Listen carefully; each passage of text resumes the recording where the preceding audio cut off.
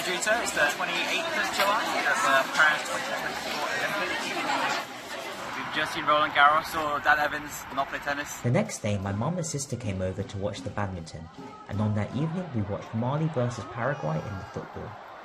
On the final day we watched hockey, a first for me, and it was surprisingly very entertaining. Hi Drita, it is Tuesday the 16th of July 2024.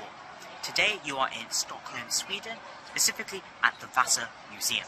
Behind me you can see the Vasa ship, which sunk on its maiden voyage, but 300 years later has been restored and presented in this museum.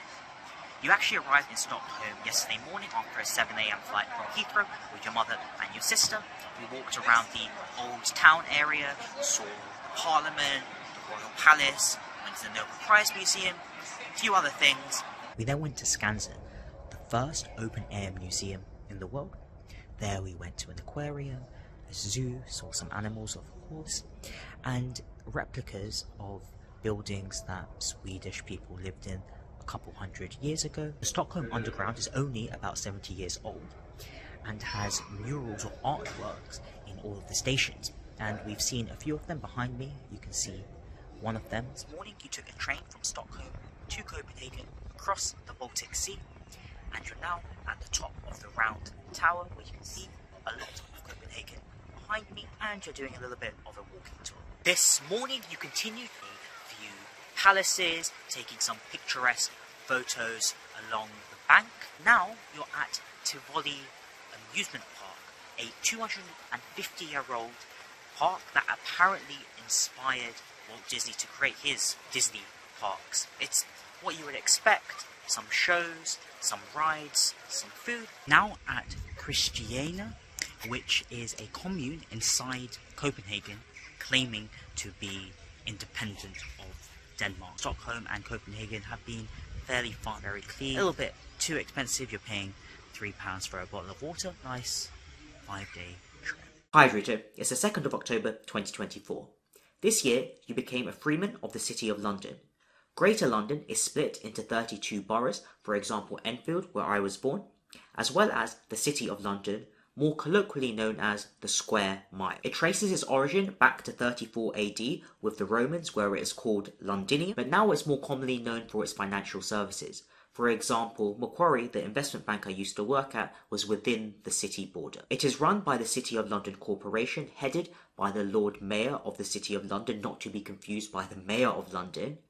And the dean in our college established a program where good enough members could become a Freeman, in essence a member of the City of London Corporation. We visited 6 important venues within the city. The first was the Bank of England, probably most famous for setting the interbank interest rate, but also contains gold worth over 200 billion in its vaults. Second was the Metropolitan Archive, which has millions of documents of Greater London, from maps of wealth in the 19th century to Shakespeare's house purchasing contract containing his only known signature. Third was St. Paul's Cathedral, where we went to evensong and a private tour by the head priest seeing this magical staircase. Fourth was Guildhall, the main headquarters of the corporation. Fifth was Tower Bridge, which, fun fact, is only blue since the Queen's Silver Jubilee. And finally 6, Mansion House, where we received the certificate presented by the mayor himself. In modern times, being a Freeman doesn't really mean anything, but historically it was used to establish that you were a member of a livery, or more commonly known as a guild. One perk it does give is that Freemen are once per year allowed to drive sheep across London Bridge. And that's a homage to historical Freemen who were able to take their products across London Bridge when it used to be a mass market without having to pay tax. It's just quite cool to be part of the history of the great city I'm from and follow in the footsteps of previous guild members, as well as more modern Freemen such as Florence Nightingale or Nelson Mandela. Hi Adrito, it's the 5th of April 2024 and you are in Bristol right now, where Jamie's stag is about to begin. We did a lot of drinking. I failed at clay pigeon shooting and met the love of my life in a Tesco. See my sit-down comedy for the full story. About 6 weeks later, while in crutches post-surgery, we went to Jamie's wedding in Stafford, continuing our fun with more booze and dancing. And with my remaining limited free time this year, I have visited Haddenham on the annual school friends trip, gone to the Royal Festival Hall to celebrate Stead School's Latimer's 400th anniversary, watched Cambridge win the Oxbridge boat race, won the Good Enough table tennis tournament, watched a Haikyuu movie twice in the same weekend in both Japanese and in English, attended the annual Good Enough Summer Ball, watched England fumble the Euros yet again, watched the horse racing at the Royal Ascot, and visited Southampton, Oxford, Cambridge, Cardiff and Windsor. Then, on the eve of my 29th birthday, I went to the Taylor Swift Eras concert, belting to 22. I was actually quite close to Taylor, particularly during the acoustic sessions. It was a really entertaining performance. The choreography, the songs, the dancing. Some of the women around me were so enamored they cried through the whole 3 hours.